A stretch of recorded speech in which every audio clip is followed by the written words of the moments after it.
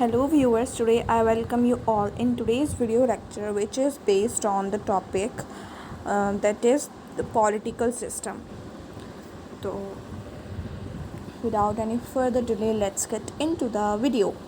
So first of all, we should have an introduction what is political system all about. So the concept of political system has virtually thrown concepts of state government and sovereignty in the background and has emerged as a new analytical concept which can enable the students of political science to make their studies of politics study comprehensive realistic functional and scientific. तो इसमें ये बता रहे हैं हमको कि जो political system का जो कंसेप्ट था ना वो पहले वाला जिसमें हम बेसिकली कंसिडर करते थे स्टेट गवर्नमेंट सोवरेनिटी को, उसको हम पीछे छोड़ के आ गए हैं और एक जो न्यू एनालिटिकल कंसेप्ट है वो उभर के आ रहा है जिससे जो स्टूडेंट्स जो हैं पॉलिटिकल साइंस के उनकी जो स्टडी है पॉलिटिक्स की वो और भी ज़्यादा कॉम्प्रिहेंसिव हो सके, रियलिस्टिक हो सके, फंक्शनल हो सके, साइंटिफिक हो सके, जो कि आज की टाइम की नीड है। जैसे हम बिहेवियरलिज्म पढ़ते हैं उसमें भी यही सारे करेक्टरिस्टिक्स आते हैं ना कि हमारी स्टडी को वो और भी ज़्यादा रियलिस्टिक बनाना चाहते थे और साइंटिफिक बनाना चाहते थे। ठीक है, तो इस टाइप की चीज़ें हमने वहाँ पे भी पढ़ी है। तो सेम यही है कि जो हमारी स्टडी है उसको और भी ज़्यादा कॉम्प्रिहेंसिव, रियलिस्टिक, साइंटिफिक, फंक्शनल बनाना चाहते हैं। It enhance the abilities of political scientist to conduct micro macro and comparative study of politics by scientific और एम्पेरिकल वे। और इसमें ये बताया गया है कि जो हमारे पॉलिटिकल साइंटिस्ट हैं ना उनकी एबिलिटी मतलब ये एक तरीके से इंक्रीज़ करता है जो स्टडी ऑफ पॉलिटिक्स है ना उसको माइक्रो मैक्रो और कंपैरेटिव लेवल पे समझने में और साइंटिफिक और एम्पेरिकल वे से इनको माइक्रो मैक्रो और कंपैरेटिव स्टडी पॉलिटिक्स की कर सके। ठीक है, तो बेसिकली यहाँ पे ये कहना चाह रहा है कि ये जो पॉलिटिकल सिस्टम है हमारा ये साइंटिफिक और एम्पेरिकल वे से जो हमारी स्टडी ऑफ पॉलिटिक्स है उसको कंपैरेटिव माइक्रो और मैक्रो लेवल पे लेके जाना चाहता है और जो एबिलिटीज़ है हमारे पॉलिटिकल साइंटिस्ट की उनको इंक्रीज़ करना चाहता है। नेक्स्ट बात करते हैं origin and development of concept of political system. तो a change from study of government to study of political system should be attributed to the shift into emphasis from political institutions to real political process। तो अब देखते हैं कि हमने जो shift करा है एक हमारे व्यू को from the study of government from the study of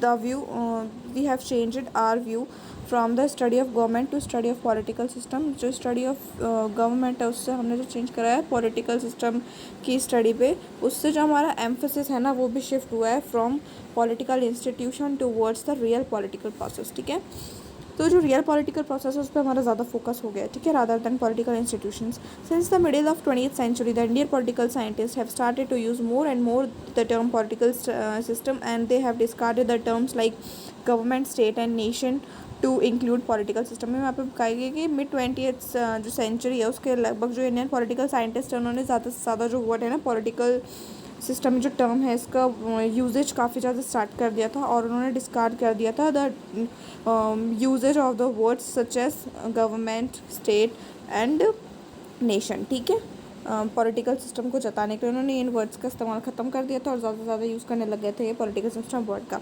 in 1956 society for advancement of general system research was set up. 1956 में एक सोसाइटी थी which was establish for the advancement of general system research. ठीक है, credit for formation and popularization of this concept in politics belong to David Easton, Gabriel Almond and Morton Kaplan. जो हमारा ये जो term है political system, तो इसका जो कह सकते हैं फाउंडेशन जिन्होंने डाली है और जिसको पॉपुलराइज जिन्होंने किया है वो मेनली आते हैं इसमें डेविड ईस्टन आते हैं, हमारे गैब्रियल आर्मन आते हैं, मोर्टन कैपलन आते हैं और आगे हम देखेंगे इसमें लास्टवेल भी आते हैं। ठीक है, David Easton was the first political scientist to introduce this concept in political science in his article The Analysis of Political System published in World Politics 1957। David Easton है वो फर्स्ट पॉलिटिकल साइंटिस्ट हैं जो concept है political system का इसको political science में introduce करने के लिए और उन्होंने फर्स्ट इसको इंट्रोड्यूस किया था। उनका एक आर्टिकल था जिसका नाम था the analysis of political system और जो कि पब्लिश्ड हुआ था वर्ल्ड पॉलिटिक्स 1957 में। ठीक है, फिर हम बात करते हैं ईस्टर्न है उसने जो इनपुट आउटपुट जो मॉडल है पॉलिटिकल सिस्टम का उसको यूज़ करा है पॉलिटिक्स को एनालाइज करने के लिए as a system of interactions through which authoritative allocations are made for the entire society. उन्होंने ये जो मॉडल है इनपुट आउटपुट मॉडल, इसको यूज़ करा है पॉलिटिकल सिस्टम, मतलब जो पॉलिटिक्स है उसको एज अ सिस्टम एनालाइज करने के लिए। और उन्होंने इसको एनालाइज करा है as a system of interactions through which authoritative allocation, मतलब ऐसे इंटरेक्शन जैसे अथॉरिटेटिव एलोकेशंस होते हैं हमारी सोसाइटी में, ठीक है। जो आलमंड है उन्होंने ही formulated and used structural functional model. Almond ने जो यूज़ करा है वो किया है structural functional model of political system for studying politics and comparative politics. तो उन्होंने ना ये जो स्ट्रक्चरल फंक्शनल मॉडल है इसको यूज़ करा है पॉलिटिक्स और कंपैरेटिव पॉलिटिक्स को पढ़ने के लिए। और ये काम इन्होंने बिंगम पॉवेल के साथ करा है और इन्होंने इस चीज़ के बारे में लिखा है, बुक है, मतलब एक उनका कह सकते हैं राइटिंग है, comparative politics a developmental approach, ठीक है। तो इसमें बिंगम पॉवेल और जो आमंड है हमारे, इन्होंने मिलके काम किया है इसके बारे में। Morton Kaplan use this concept to study international politics as international system. जो मॉर्टन कॉपलन है उन्होंने क्या करा है, इस सिस्टम को जो कंसेप्ट है इसको स्टडी करा है to study international politics as international system. Today, the concept of political system has become the most popular concept and it has virtually replaced the concept of state. तो जो आज political system है, ये जो concept है इसका काफ़ी ज़्यादा बढ़ रहा है और इसने जो कंसेप्ट ऑफ जो था ना हमारा स्टेट, उसको काफ़ी ज़्यादा, मतलब उसको ओवर पावर कर लिया है। ओवर पावर एक थोड़ा नेगेटिव टर्म में जा रहा है, तो मतलब उसको रिप्लेस कर लिया एक तरीके से हम कह सकते हैं। Meaning and definition, term political system is a compound of two words that is political and system. जो पॉलिटिकल सिस्टम है हमारा टर्म, ये दो वर्ड से मिलकर बना है, पॉलिटिकल से और सिस्टम से। तो what is political? By political it means such activities and relationships which involve power to a significant extent. तो यहाँ पे बता रहे हैं कि जो पॉलिटिकल है इससे हम कह सकते हैं इस टाइप की एक्टिविटीज़ और रिलेशंस जिनमें पावर इन्वॉल्व होती हैं किसी एक सर्टेन एक्सटेंट तक, ठीक है। फिर जो डेविड ईस्टन है ये अपनी तरफ से जो पॉलिटिकल जो है वर्ड उसकी जो डेफिनेशन देते हैं वो ऐसे देते हैं, David Easton conceive these as action involving authoritative and binding power relation. तो ये मानते हैं कि ये है ना एक ऐसा एक्शन है that involves the authoritative and binding power relation. ये जो अथॉरिटेटिव सेटअप और जो रिलेशन जो है पावर बाइंडिंग पावर रिलेशन, उसमें ज़्यादा बिलीव करते हैं। Arman holds all action involving the use of legitimate power is politics. Arman जो है वो हमारे जो लेजिटिमेट पावर है पॉलिटिक्स में, उसका जो यूजेज है एक तरीके से उसको मानते हैं पॉलिटिकल, ठीक है। तो जो ऐसे एक्शंस हैं जिन्होंने जो लेजिटिमेट पावर का यूजेज हम करते हैं तो उसको कहा जाता है political. Lasswell describe that as all such actions involving the exercise of power in society, ठीक है। तो आगे देखते हैं, political involves all human relations and interactions which are characterised by power, rule और authority to a significant extent which lead to authoritative allocations in the society. तो यहाँ पे ये कह रहे हैं कि जो हमारा पॉलिटिकल है इसमें ये सारी चीज़ें आती है, जो जितने भी ह्यूमन रिलेशंस हैं और जो इंटरेक्शंस हैं, ये बेसिकली जो पावर, रूल और अथॉरिटी है कहीं ना कहीं इसके मतलब किसी एक एक्सटेंट तक इसके द्वारा मतलब बताई जाती हैं और that lead to the authoritative allocation in the society, जिसका जो रिज़ल्ट होता है वही होता है कि जो अथॉरिटेटिव अलोकेशन होता है सोसाइटी में वो हमारा हो जाता है। What is system? अभी हमने पॉलिटिकल का देखा, हम सिस्टम का देखेंगे। System means a set of elements और parts, functional or material or both, which are interrelated, interdependent and interacting. Complex whole set of connected things or parts, organized body of material or immaterial things. System का मतलब जानते हैं कि कुछ ऐसी connected things और parts जिनको एक तरीके से ऑर्गेनाइज किया गया है, भले वो चीज़ मटेरियल हो और इमटेरियल थिंग्स हो। The word political signifies an attempt to separate out a certain set of interactions in a society in order to relate it to other sets. तो पॉलिटिकल से तो इनका मानना है कि एक ऐसा अटैम्प्ट करना जो एक सर्टेन सेट ऑफ इंटरेक्शंस है सोसाइटी का, उसको उससे सेपरेट करके किसी दूसरा जो सेट ऑफ रिलेशन है, मतलब कोई और जो अदर सेट ऑफ इंटरेक्शंस है उससे रिलेट करना। और जो सिस्टम है उसका मतलब है attribution to a particular set of properties of this interaction. इसको एट्रीब्यूट करना to a particular set of properties, इसको किसी पर्टिकुलर सेट ऑफ प्रॉपर्टीज़ उसके साथ एट्रीब्यूट करना ऑफ दिस इंटरेक्शंस। नेक्स्ट हम बात करते हैं what is political system. Political system defined as Max Weber है, उन्होंने कहा है कि जो पॉलिटिकल सिस्टम है ये एक ह्यूमन कम्युनिटी है जो सक्सेसफुली क्लेम करती है जो मोनोपोली है जो लेजिटिमेट यूज़ है फिज़िकल पावर का विद इन अ टेरिटरी, उसको बताती है कि भाई मतलब ये तो ये कह रही है कि एक ऐसी ह्यूमन कम्युनिटी है जो ये मानती है कि जो जो फिज़िकल पावर है उसका जो लेजिटिमेट यूज़ करते हैं हम एक गिवन पीस ऑफ लैंड पे, गिवन टेरिटरी में, तो उसको कहा जाता है पॉलिटिकल सिस्टम। डेविड ईस्टन कहते हैं कि जो पॉलिटिकल सिस्टम है ये एक ऐसा सिस्टम ऑफ इंटरेक्शन है सोसाइटी में जिससे हम जो मतलब बाइंडिंग कर सकते हैं और जो अथॉरिटेटिव एलोकेशन ऑफ वैल्यूज़ है उसको हम डाल सकते हैं। मतलब इनका जो पूरा जोर है वो authoritative allocation and binding of interactions पे बेस्ड है। ठीक है, आई थिंक आप लोग समझ पा रहे हैं। एंड नेक्स्ट जो लास्टवेल और कापलान है, जिसमें आपको बताया था ना, लास्टवेल भी है जिन्होंने इसका जो इसमें एट्रीब्यूट करा है, जो कंसेप्ट है इसमें काफ़ी ज़्यादा। तो इस जो लास्टवेल और कापलान ये कहते हैं कि जो पॉलिटिकल सिस्टम है ये एक ऐसा प्रोसेस है अफेक्टिंग पॉलिसीज़ का with the help of actual और थ्रेटन्स सेवरल डिप्रीवेशंस। तो बेसिकली ये मतलब है कि जो पॉलिटिकल सिस्टम है ना वो एक ऐसा प्रोसेस है अफेक्टिंग पॉलिसीज़ का जिससे हम जो एक्चुअल और जो थ्रेटनिंग सेवरल डिप्रीवेशन को समझ सकते हैं, उसकी हेल्प से समझ सकते हैं। तो political system refers to a phenomena of interactions between formal and informal social, political and legal institutions in a given society, having its impact not only in domestic sphere but also on internal environments।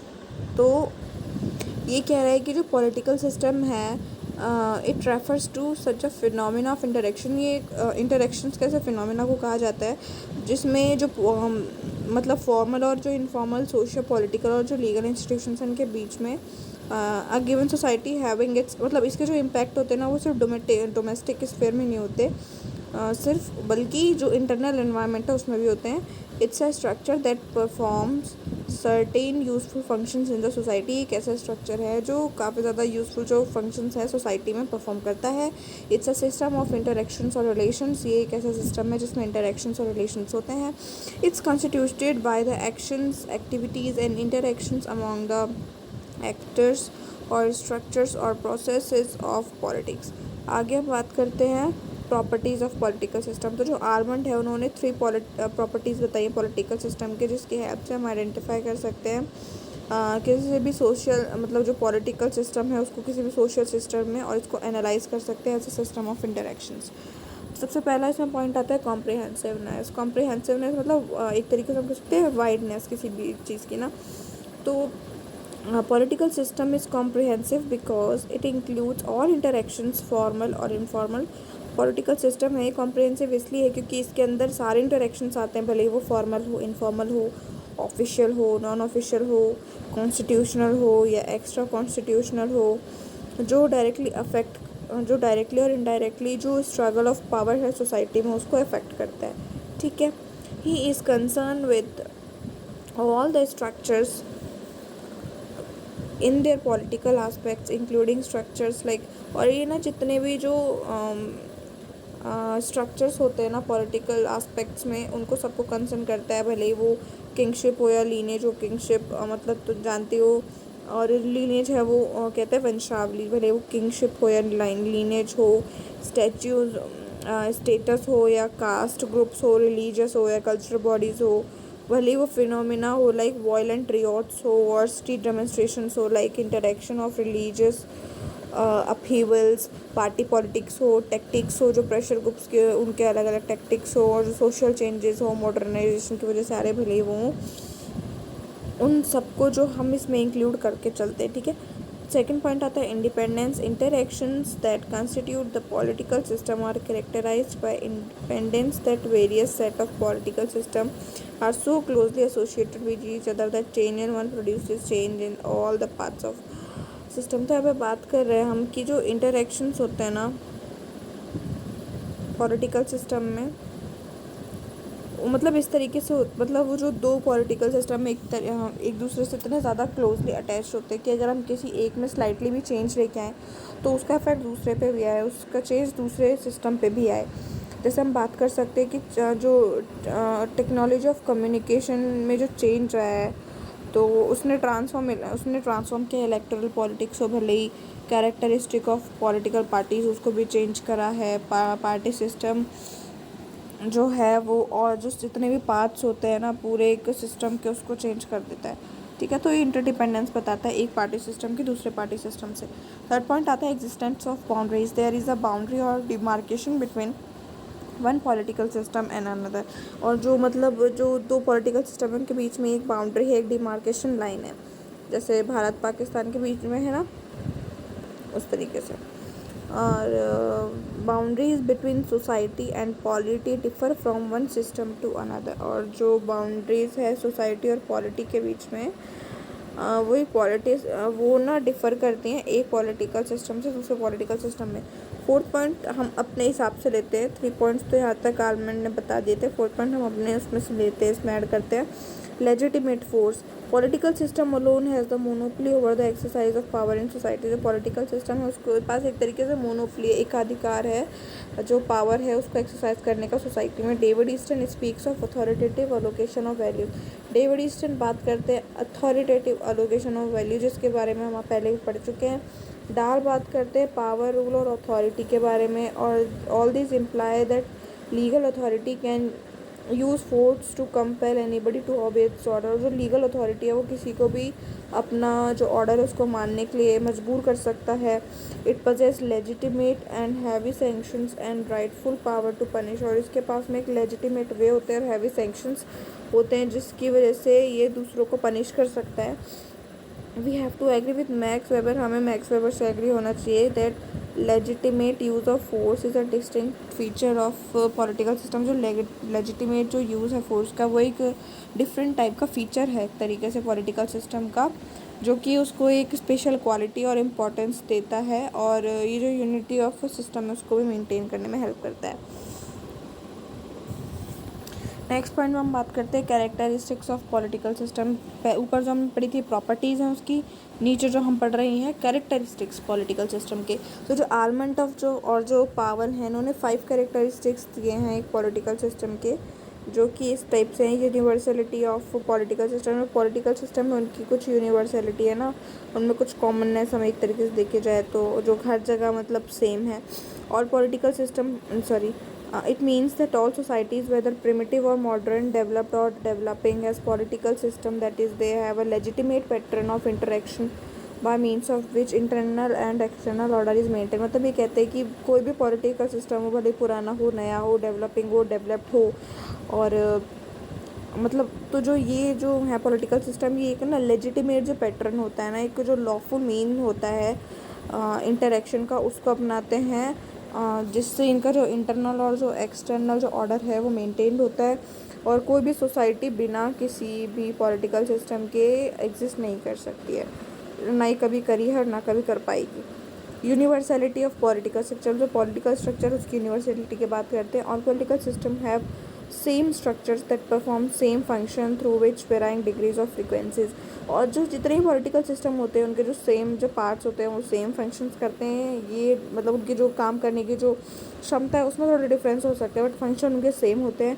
The articulative, aggregative and communitative functions may be perform within the society. ठीक है, तो जो उनके आर्टिकुलेटिव है, aggregative है और जो commutative functions हैं वो within the society perform किए जाते हैं। थर्ड पॉइंट आता है यूनिवर्सलिटी ऑफ पॉलिटिकल फंक्शन। जो पॉलिटिकल फंक्शंस होते हैं उनमें क्या यूनिवर्सलिटीज़ है। Each political system is constituted by a set of functions. जो हर पॉलिटिकल सिस्टम है वो एक सेट ऑफ फंक्शन से बना हुआ है, which are performed by political structures. जो कि पॉलिटिकल स्ट्रक्चर्स हैं उनसे हम मतलब उनसे हम परफॉर्म करते हैं। Political system is a set of functions performing the conversion of inputs into outputs. और पॉलिटिकल सिस्टम है ये एक ऐसा सेट ऑफ फंक्शन है जिससे हम इनपुट्स का कन्वर्जन किस में कर देते हैं, आउटपुट में। आर्मंड और जो पावर है उन्होंने हमको 7 फोल्ड क्लासिफिकेशन बताया पॉलिटिकल फंक्शंस का, जिनमें एक पार्ट आता है इनपुट का, एक पार्ट आता है आउटपुट का। इनपुट में 4 पार्ट है और आउटपुट में 3 पार्ट्स हैं।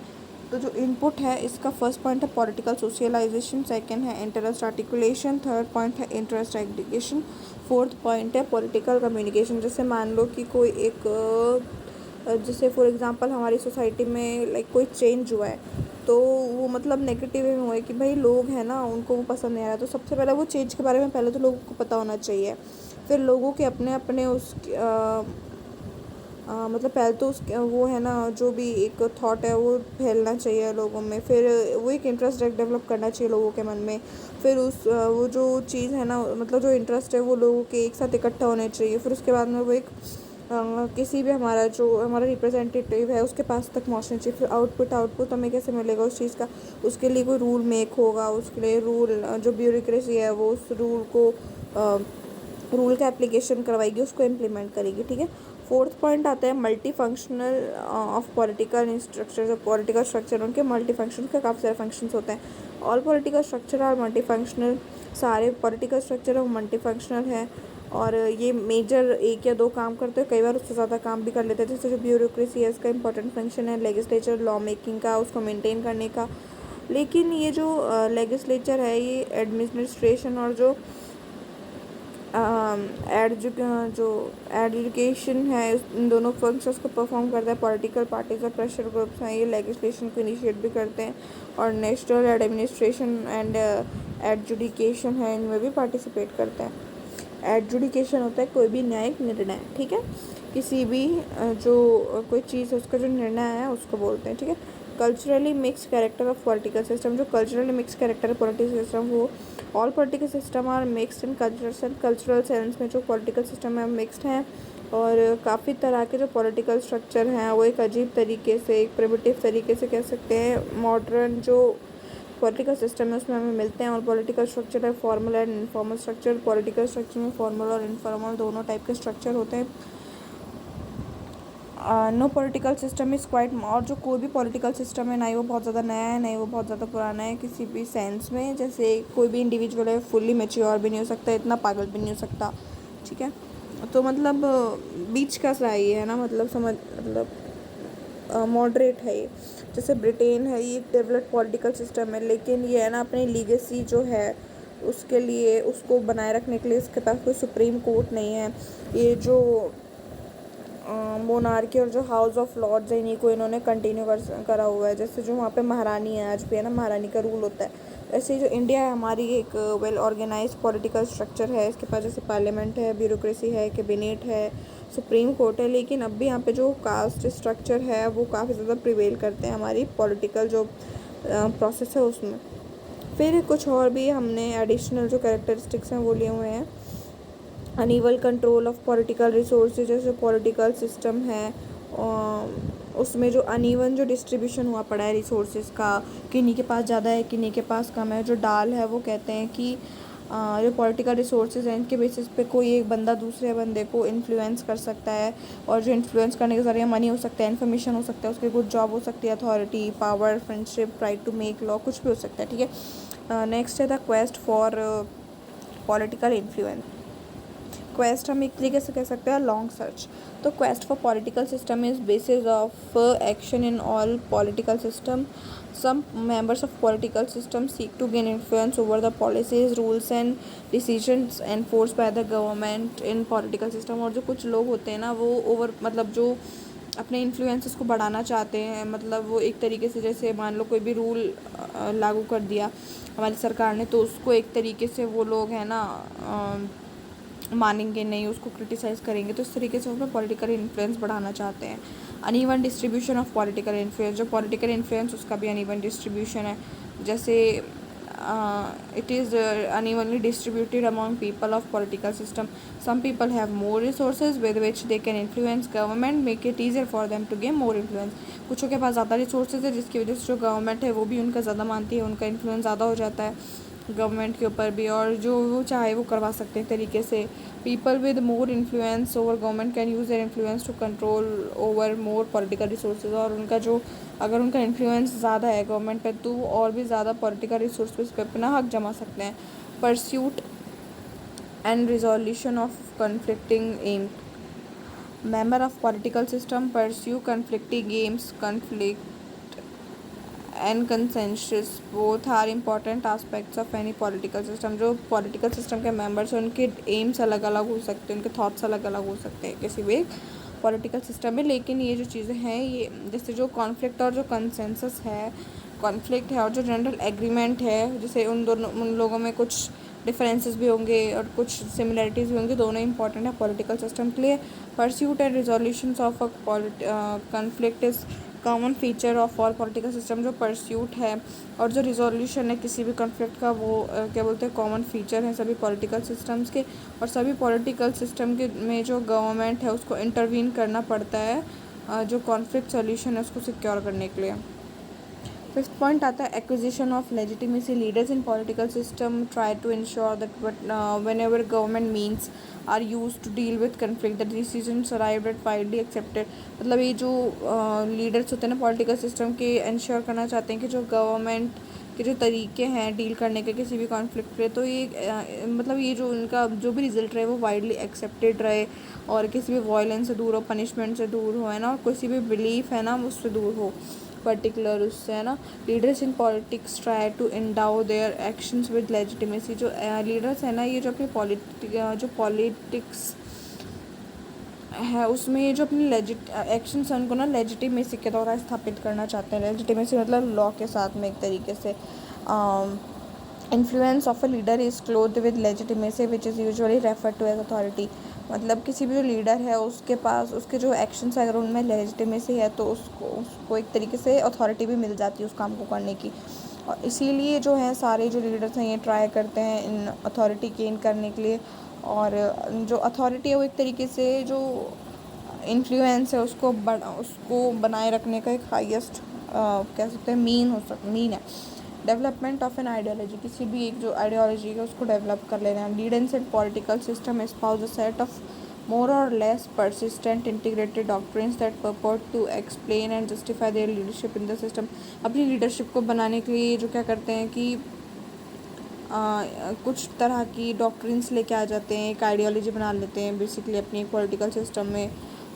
अ set of doctrines of this, और इस टाइप की जो डॉक्ट्रिन्स होती हैं जिसमें मतलब ये अपना इन्फ्लुएंस बनाना चाहते हैं, इनको हम पॉलिटिकल आइडियोलॉजी कहते हैं। और जो लीडर्स हैं ना वो चाहते हैं कि आइडियोलॉजी डेवलप करना अपनी जो लीडरशिप है उसको लेजिटिमेसी के साथ में एंडाउ करने के लिए, और अपनी जो पॉलिटिकल इन्फ्लुएंस है उसको अथॉरिटी में कन्वर्ट करने के लिए। जैसे यूनाइटेड स्टेट्स में जो रेनिंग पॉलिटिकल आइडियोलॉजी है वो है डेमोक्रेसी। फिर सेवन्थ पॉइंट आता है हमारा impact of other political system, और जिससे कह सकते हैं way of political system behaves is influence by existence of other political system. जो एक पॉलिटिकल सिस्टम है उसके एग्जिस्टेंस, उसका जो मतलब कह सकते हैं फंक्शन वगैरह है, जो भी वो काम कर रहा है, तो वो दूसरे पॉलिटिकल सिस्टम से भी काफ़ी ज़्यादा अफेक्ट होता है। उसकी जो वर्किंग है वो दूसरे से काफ़ी अफेक्ट होती है। Political system engages in foreign relation are affected by the past. जो भी पॉलिटिकल सिस्टम है अगर वो किसी फॉरेन रिलेशन के साथ अगर वो डील कर रहे हैं तो उनके जो पास्ट और जो प्रोबेबल एक्शंस रहे हैं वो उस चीज़ को काफ़ी इफेक्ट करते हैं। Other political system constitute external environment of political system, it influences the working of every political system. Next point आता है inevitability of change. All political system under को चेंज, सारे पॉलिटिकल सिस्टम में उनमें चेंजेस होते हैं और ऐसा कोई भी पॉलिटिकल सिस्टम नहीं है जिसमें कोई चेंज नहीं आया होगा। और जो चेंजेस हैं वो डेवलपमेंट भी करते हैं, और चेंज है वो इंटरनल और एक्सटर्नल चेंज होते हैं एनवायरनमेंट के, उसकी तरह उससे हम लोग एक तरीके से मोटिवेट होकर भी चेंजेस ला सकते हैं। अब कुछ फंक्शंस होते हैं पॉलिटिकल सिस्टम के, जैसे इनपुट होता है, कन्वर्जन होता है और आउटपुट होता है। जो इनपुट होता है बेसिकली वो जो फ्लो होता है एनवायरनमेंट से पॉलिटिकल सिस्टम के अंदर उसे इनपुट बोलते हैं, और उसके बाद उसकी प्रोसेसिंग होती है और एक आउटपुट बनता है। अथॉरिटेटिव वैल्यूज़ और binding decisions which are made and implement. और जो अथॉरिटेटिव वैल्यूज़ और जो बाइंडिंग डिसीजंस होते हैं जो बनाए जाते हैं और इम्प्लीमेंट किए जाते हैं पॉलिटिकल सिस्टम में। और डेविड ईस्टन और जो आर्मंड है वो दोनों ही इनपुट फंक्शन और आउटपुट फंक्शन वाली जो थ्योरी है उसमें बिलीव करते हैं। इसमें जो इनपुट फंक्शन है वो चीज़ है विच अराइज फ्रॉम एनवायरनमेंट, जो कि एनवायरनमेंट से अराइज होती हैं और पॉलिटिकल एरेना में एंटर कर जाती हैं। पॉलिटिकल सिस्टम का जो कह सकते हैं सिर्फ जुरिसडिक्शन है उसमें चली जाती हैं, उसमें जाती है एनवायरनमेंट से पॉलिटिकल सिस्टम में जाती है, वहाँ पे वो कन्वर्ट हो जाती हैं और उनसे आउटपुट बनता है। जैसे they are of the nature of raw material which is paid into, जैसे जो कोई भी रॉ मटेरियल उसको मशीन में डालते हैं और एक फाइनल प्रोडक्ट हमें मिलता है। आउटपुट फंक्शन की बात करते हैं कि जो कोई भी गुड्स हमें मिलते हैं after the processing of a raw material, उसको हम आउट फंक्शन कहते हैं। तो मतलब जो पॉलिसीज़ होती हैं, डिसीजंस होते हैं, रूल्स होते हैं, जो कि पॉलिटिकल सिस्टम में कोई भी जो एक थॉट आया था उसके बाद में जो उसका रिजल्ट होता है ना, सिर्फ लॉ बनते हैं, पॉलिसीज़ बनती हैं, उस चीज़ को ही हम सिंपल भाषा में आउटपुट फंक्शन बोलते हैं। So that's all for today's video. Thank you.